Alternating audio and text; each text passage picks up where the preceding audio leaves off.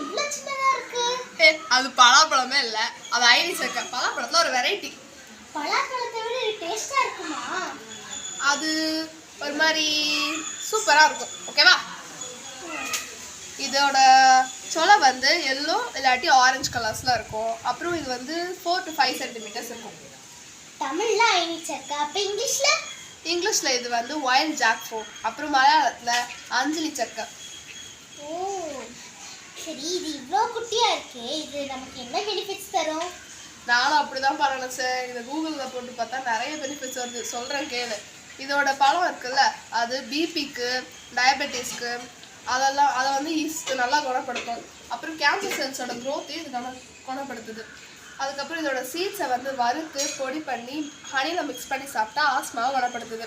அப்புறம் இதோட பார்க் இருக்குல்ல, அது பிம்பிள்ஸை சீக்கிரமாகவே குணப்படுத்திடுமா. ஓ இவ்வளோ பெனிஃபிட்ஸ் இருக்கா? சரி, இது டேஸ்ட் எப்படி இருக்கும் உள்ள சொலை? அது என்ன, உரிச்சு பார்த்துட்டா போகுது.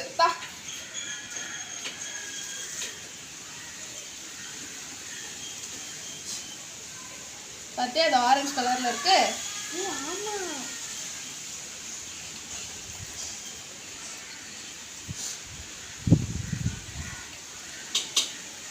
சாப்பிட்டு பாரு.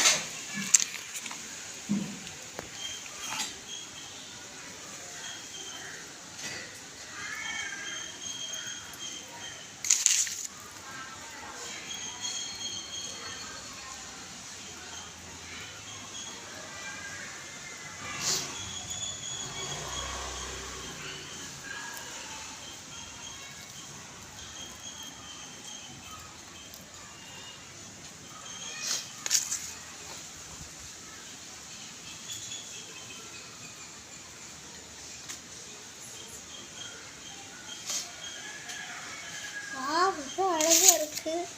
இதான் கேட்டல்ல, சொலை கியூட்டா இருக்கா? ஆமா. சரிண்டா.